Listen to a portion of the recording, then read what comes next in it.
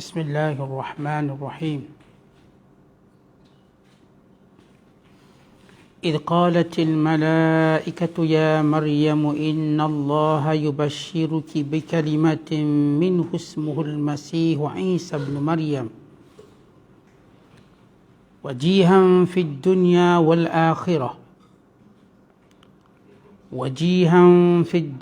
والآخرة ومن المقربين ويكلم الناس في المهد وكهلا ومن الصالحين. قالت رب أنى يكون لي ولد ولم يمسسني بشر قال كذلك الله يخلق ما يشاء إذا قضى أمرا فإنما يقول له كن فيكون. ويعلمه الكتاب والحكمة والتوراة والإنجيل ورسولا إلى بني إسرائيل أني قد جئتكم بآية من ربكم أني أخلق لكم من الطين كهيئة الطير فأنفخ فيه فيكون طيرا بإذن الله وأبرئ الأكمس والأبرص وأحيي الموتى بإذن الله وأنبئكم بما تأكلون وما تدخرون في بيوتكم إن في ذلك لآية لكم إن كنتم مؤمنين ومصدقا لما بين يدي من التوراة ولأحل لكم بعض الذي حرم عليكم وجئتكم بآية من ربكم فاتقوا الله وأطيعون إن الله ربي وربكم فاعبدوه هذا صراط مستقيم. Sadaqallahul azim. Maksudnya,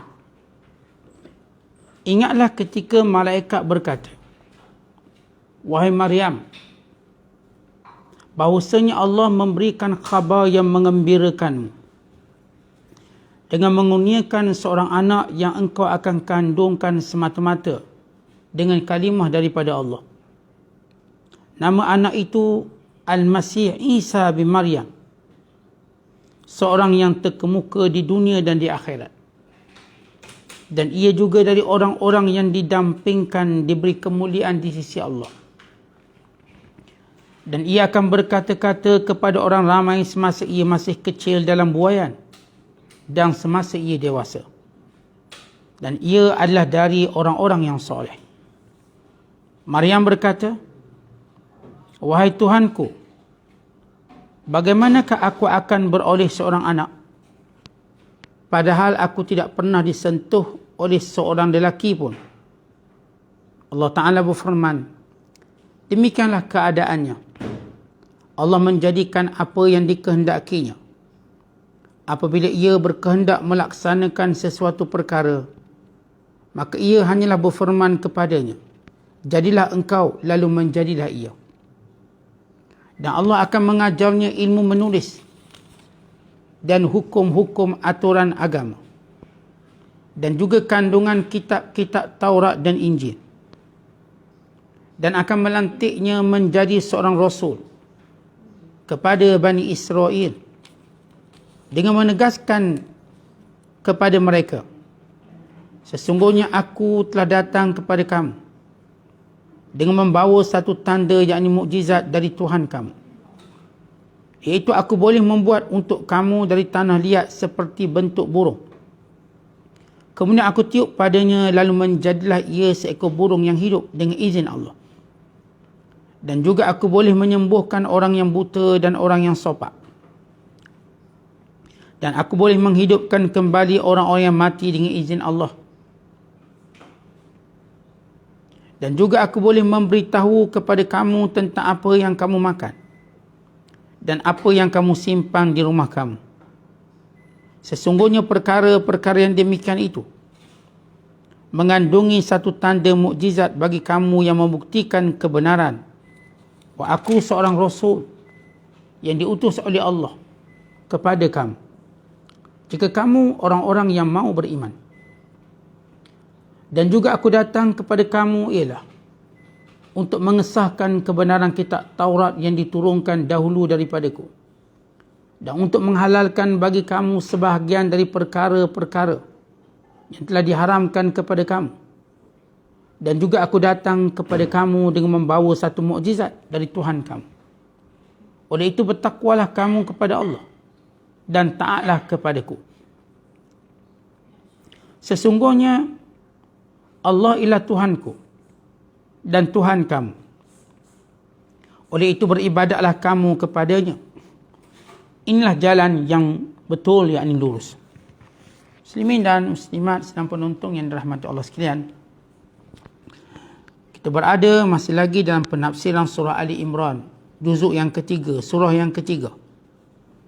Kali ini pada ayat 45 sehingga ayat 51. Kalau sebelum ini kita menceritakan tentang kemuliaan Maryam AS. Allah memilihnya di kalangan orang-orang yang soleh, dan Allah memerintahkannya supaya sentiasa rukuk dan sujud, memuliakan, menyucikan Allah Subhanahu Wa Taala. Sebagaimana juga Allah Taala menjelaskan bahawa Maryam telah dijaga oleh seorang Nabi, yakni Zakaria AS.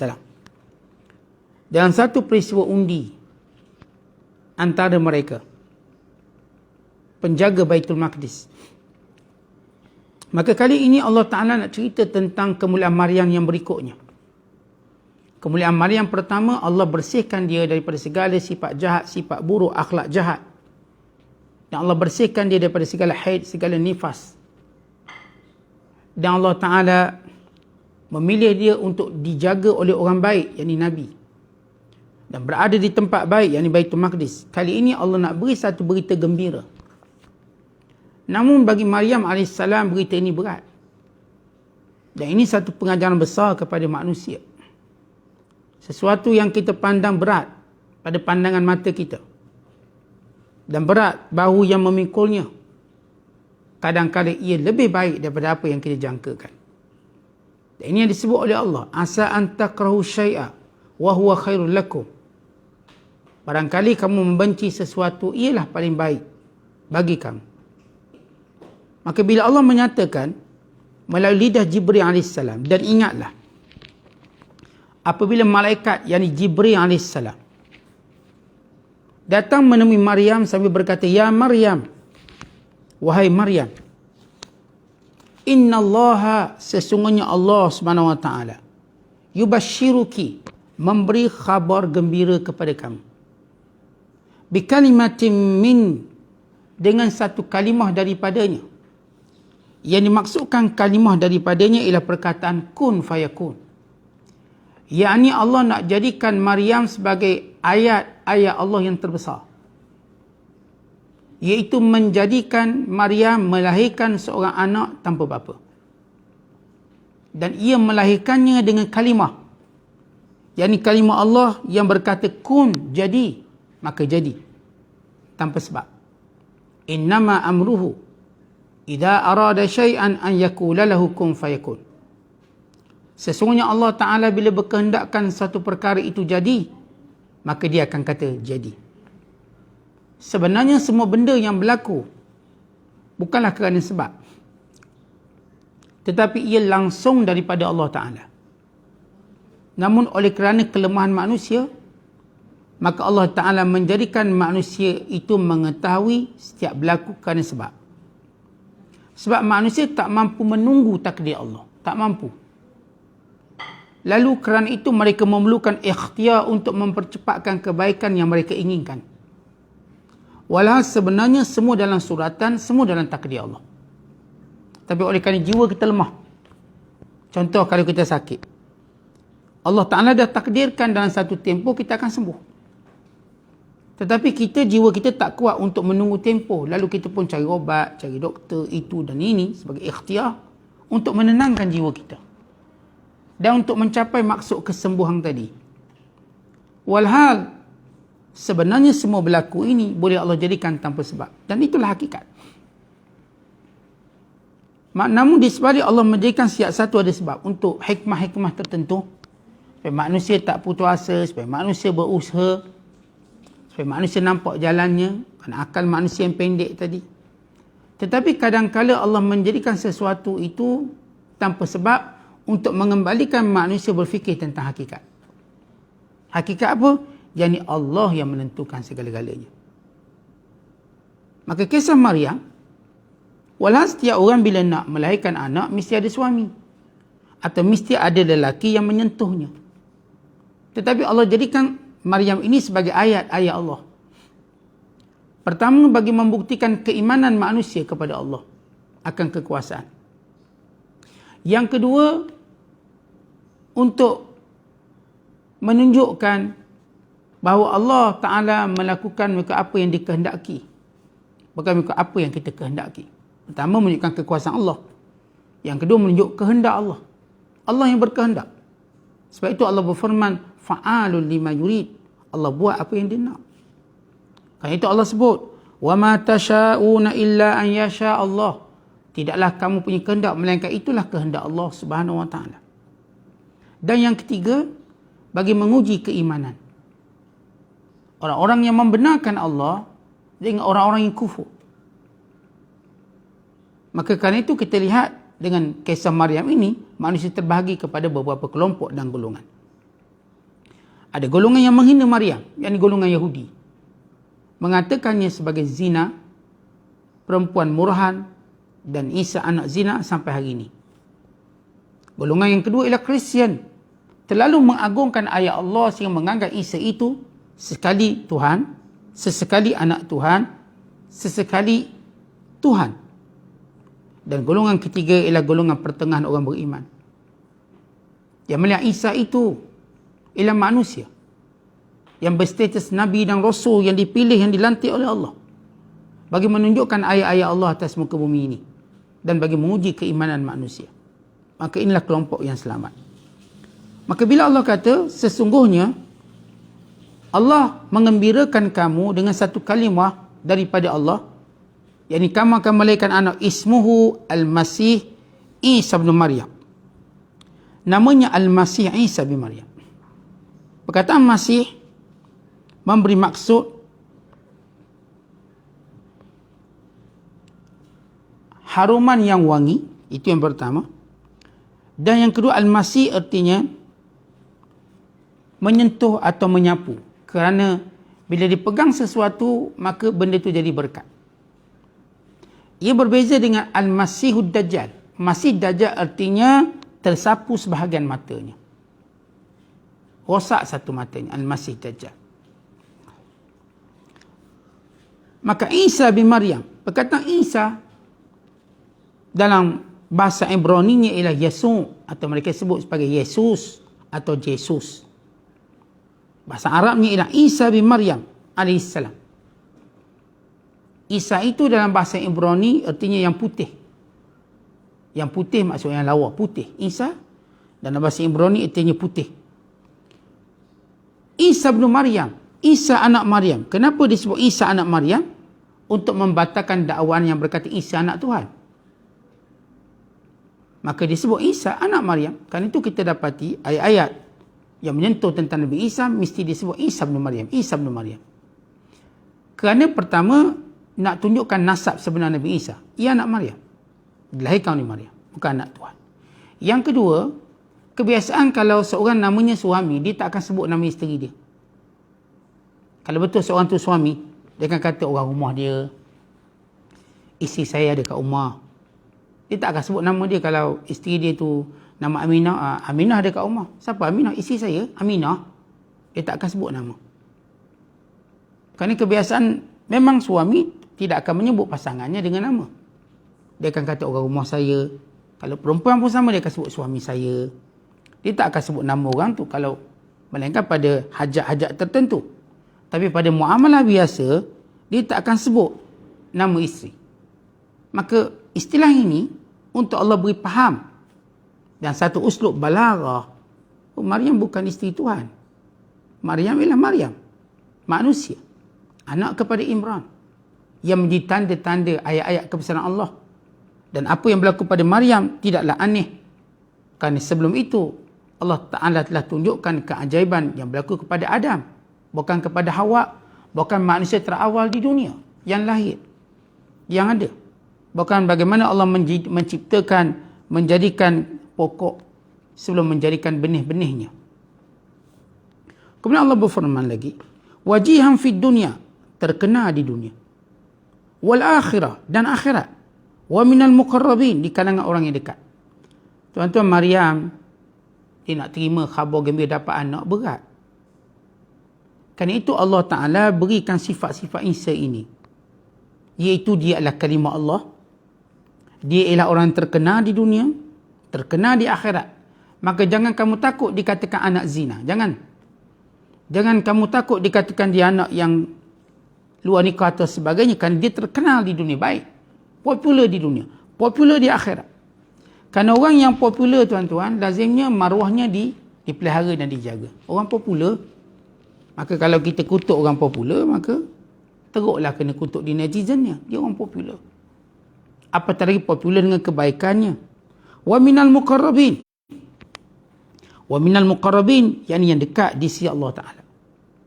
Ulama menyatakan, terkenal di dunia dan di akhirat dengan syafaat dan darjat yang tinggi dan dekat dengan Allah Ta'ala. Kemudian Allah menyebut, wa yukallimun nas, dan dia akan berkata-kata dengan manusia fil mahdi, ketika mana kecil, ketika mana baru bersalin, baru dilahirkan. Wa kahlan minas salihin, dan berkata-kata ketika tua, yakni ketika dewasa sempurna.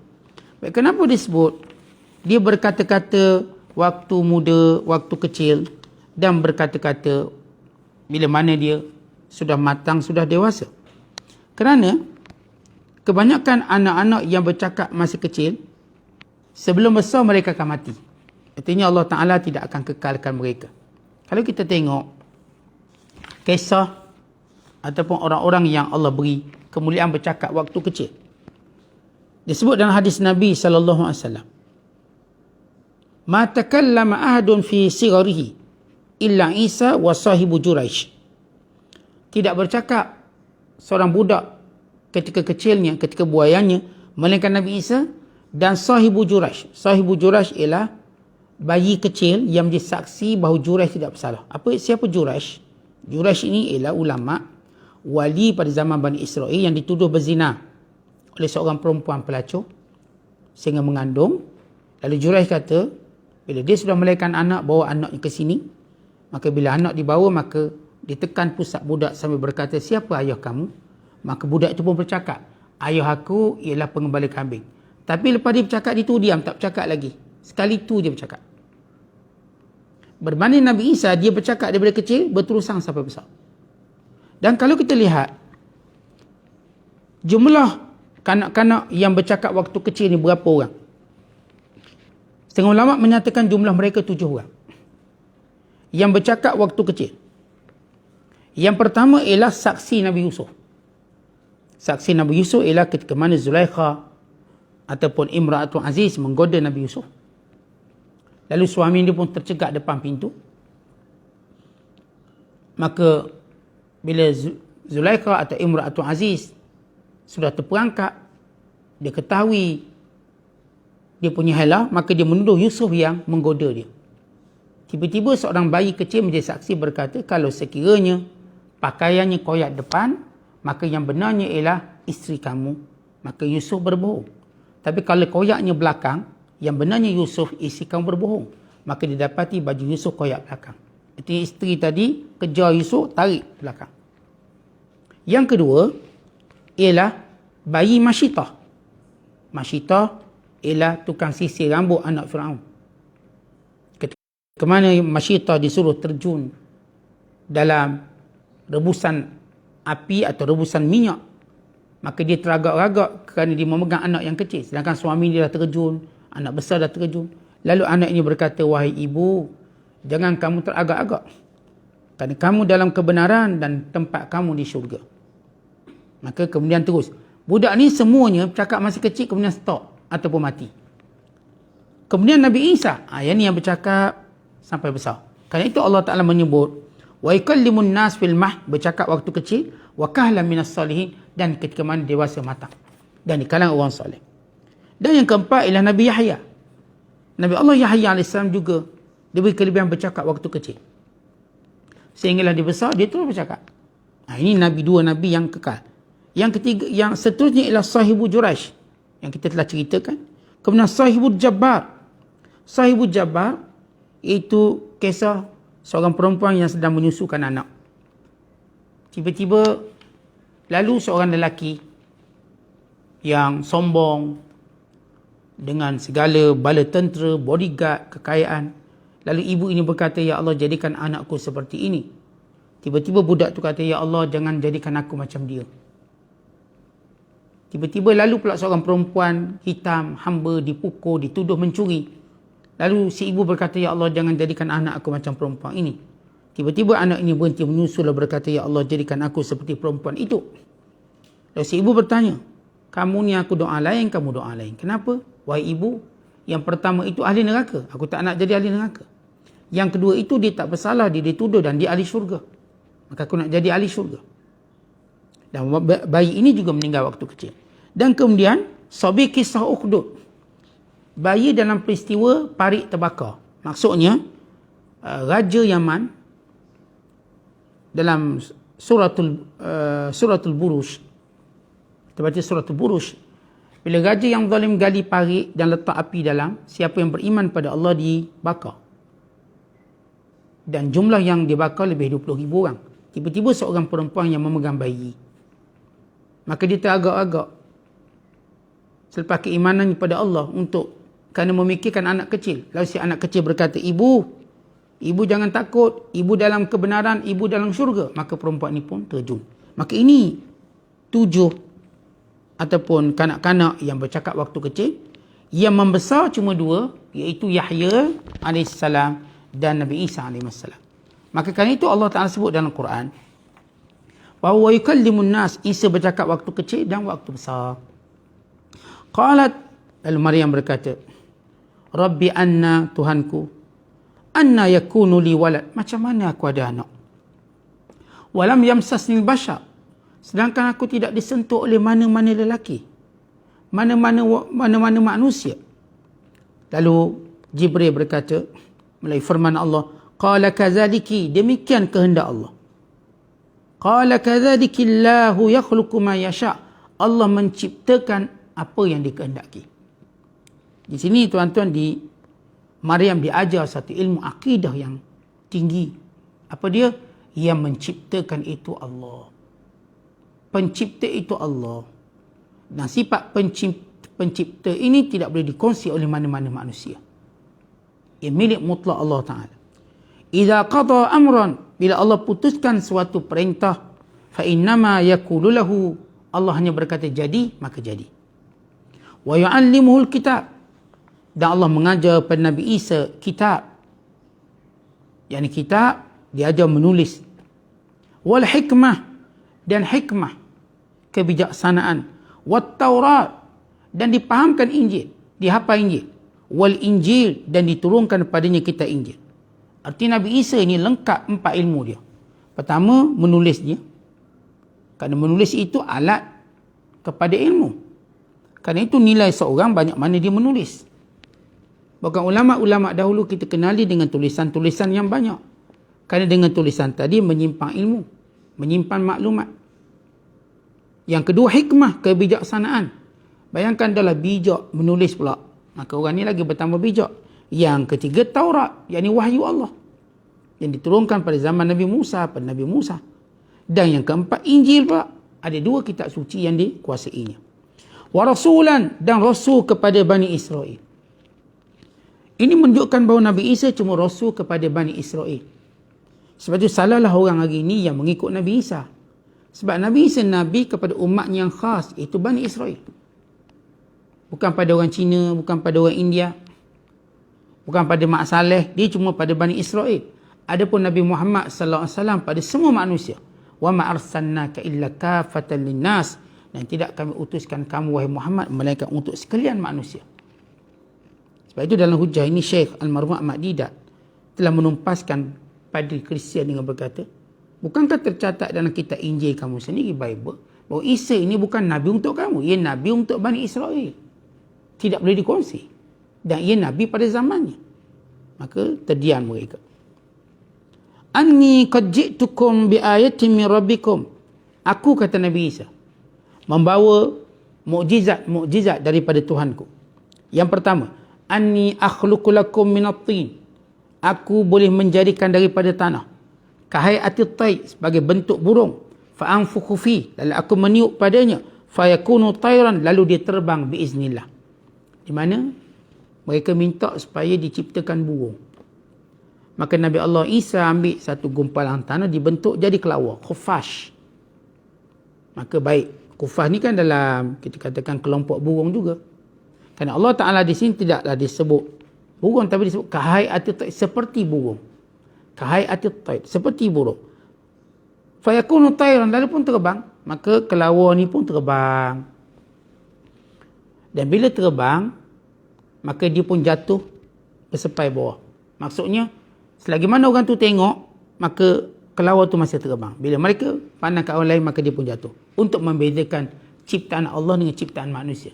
Ciptaan Allah itu kekal, ciptaan manusia sementara. Kemudian Allah menceritakan lagi tentang Nabi Isa.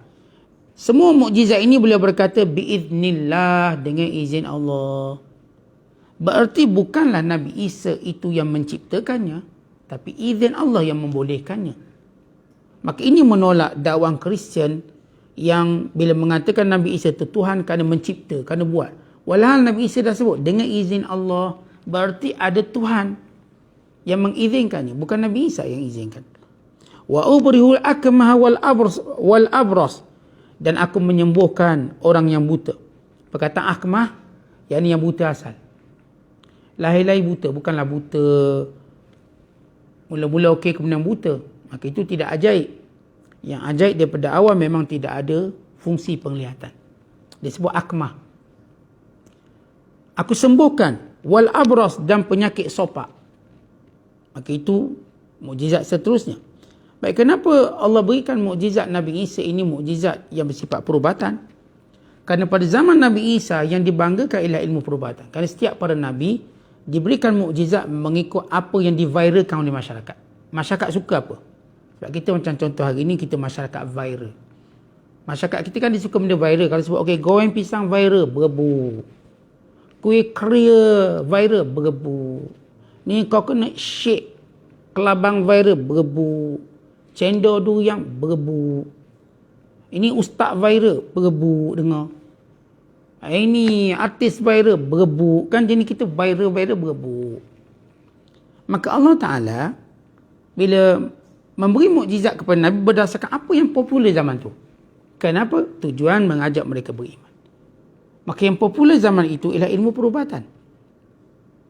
Kalau zaman Nabi Musa, yang popular ialah ilmu sihir. Maka dia beri kepada Nabi Musa sesuatu yang boleh melawan sihir. Dia bagi pada Nabi Isa sesuatu yang menandingi ilmu perubatan, iaitu menyembuhkan orang penyakit sopak, menyembuhkan orang yang buta, wa uhyil mauta, dan menghidupkan orang mati. Kemuncak ilmu perubatan, Nabi Isa ni hidupkan orang mati biiznillah, dengan izin Allah. Kata kunci pada semua mukjizat tadi, dengan izin Allah. Kerana itu kita dalam beradab, bila kita buat sesuatu, bila nak buat sesuatu, katakanlah biiznillah, dengan izin Allah. Awak nak tolong saya akan tolong awak biiznillah, dengan izin Allah. Saya akan buat tu, buat ni biiznillah, dengan izin Allah. Sebab kita, tuan-tuan, la haula wala quwwata illa billah, tak ada apa-apa. Semuanya dengan izin Allah. Wa unabbiukum bima ta'kulun, dan aku boleh beritahu apa yang kamu makan. Wa ma tadakhirun, dan apa yang kamu simpan di rumah kamu. Di mana diceritakan Nabi Isa AS, bila dia bergaul dengan budak-budak pada zaman kanak-kanaknya, budak-budak kan dia fikir makan je makan. Nak makan apa? Makan apa hari ni? Dia suka teka. Maka Nabi Isa akan kata, rumah kamu sekarang mak kamu masak sekian-sekian. Mak kamu simpan makanan kat sini. Masa tu, jadi mak kan simpan makanan. Setengah anak kan makan banyak. Mak pun takut simpan makanan ni. Jangan sampai anak makan sebelum bapak dia. Maka Nabi Isa beritahu ni, mak kamu ni sorok sini. Dia beritahu. Maka itu kelebihan Nabi Allah Isa AS. Inna fi dhalika la ayatan lakum. Semua itu mukjizat yang Allah berikan pada Nabi Isa In kuntum mu'minin, kalau benar kamu orang beriman. Arti setiap mukjizat dengan tujuan mengajak manusia beriman, bukan untuk persembahan. Bukan silap mata ni tuan-tuan. Ini tujuan sebab semua mukjizat yang dilahirkan oleh para Nabi SAW, bila dicabut oleh kaumnya dan bila mengajak kaumnya beriman bagi menunjukkan kebenaran kerasulannya. Kerana semua Nabi wajib mengaku dia Rasul. Wajib. Dia tak ada kata, awak Rasul? Barangkali kot. Tak, saya Rasul. Dia berbeza dengan wali. Wali ni tak wajib mengaku wali. Bukan tak sunat pun mengaku wali. Bukan sebaiknya disembunyikan. Tak ada kata, saya ni wali. Agak-agak saya wali kot. Maka wali ni tak perlu mengaku pun. Wajib pun tidak. Sunat pun tidak. Haram ke? Tak, terpulang. Tapi biasa yang betul-betul wali tak akan mudah mengaku dia wali. Bukan mereka bimbang kesudahan yang tidak baik. Maka Nabi dan Rasul pula, dia wajib mengaku dia Rasul. Sebab dia perlu menyampaikan dakwah. Wa musaddiqan lima baina yadai, dan aku membenarkan apa yang ada padaku, wahyu yang telah diturunkan, minat Taurat, daripada kitab Taurat. Nabi Isa turun bukan dia nak buang kitab Taurat. Nabi Isa turun bagi memperkasakan Taurat, bagi menguatkan lagi hukum dalam Taurat. Wa luhilla lakum ba'dal ladzi hurrima 'alaikum, dan menghalalkan, yakni memudahkan sebahagian yang susah. Nabi Isa dia tidak membuang Taurat. Dia tidak menasah. Dia tak macam Nabi Muhammad SAW. Dengan turunnya Nabi Muhammad SAW, Al-Quran membuang semua Taurat dan Injil. Menasahkan. Maka wajib semua orang beriman dengan Quran. Membaca Quran. Sebab itu bila Umar Al-Khattab mencadangkan pada Rasulullah supaya dibaca kitab Taurat sekali-sekala, atau dia nak baca kitab Taurat, maka Nabi marah pada Umar Al-Khattab. Bukan Nabi kata apa? Lau kana Musa hayyan ma wasi'ahu illa an yattabi'ani. Kalau Musa masih hidup, dia mesti ikut aku. Maksud dia kena baca Quran, bukan baca Taurat. Dia kena amalkan benda dalam Quran. Adapun Nabi Isa, dia tak menasahkan kitab Taurat, tapi dia mengemaskinikan Taurat dan meringankan beberapa hukum yang berat. Wajitukum bi ayatin min rabbikum, dan aku bawa banyak lagi mukjizat-mukjizat yang lain daripada Tuhan kamu. Fattaqullah, kerana itu takutlah Allah dan taatilah aku. Kerana tidak sempurna takut pada Allah melainkan mentaati Nabi dan Rasul yang diutuskan pada zaman itu. Maka itu kesempurnaan. Kerana perintah dan larangan tidak direct sampai pada manusia, melainkan melalui pada Nabi dan Rasul, melalui wahyu. Innallaha rabbi, sesungguhnya Allah Tuhanku, wa rabbukum, Tuhan kamu semua, fa'budu, maka sembahlah dia. Haza siratum mustaqim, inna jalan yang lurus. Baik, ayat ini bagi menolak sangkaan orang-orang Kristian yang nak beribadat pada Nabi Isa, yang bertuhankan Nabi Isa. Bahkan Isa sendiri berkata, Allah itu Tuhan aku dan Allah itu Tuhan kamu, kita pakat sembah Allah, bukan sembah aku. Sembahlah Allah Tuhan kamu, dan inilah jalan yang lurus. Dan ini kisah secara ringkas bagaimana Maryam AS sewaktu diberitakan akan melahirkan anak, kemudian diceritakan tentang anaknya Isa punya kelebihan yang banyak. Baik, kenapa mula-mula cerita kisah ataupun berita gembira kelahiran anak, kemudian diceritakan semua kebaikan Nabi Isa supaya Maryam tidak bersedih? Sebab berita melahirkan anak tanpa bapa ni berat, sedih. Maka datang pujian-pujian keistimewaan Nabi Isa supaya hilang kesedihan. Sebab sesuatu yang berat untuk kita terima. Tapi bila disebut kelebihan-kelebihan ini, maka dia akan menjadi lebih ringan, lebih ringan, lebih ringan. Nanti kita akan lihat apa kata Maryam waktu dia melahirkan Nabi Isa. Berita-berita dan cerita seterusnya pada tafsiran ayat-ayat yang berikutnya insya-Allah taala. Wallahu a'lam bissawab. Wassalamualaikum warahmatullahi wabarakatuh.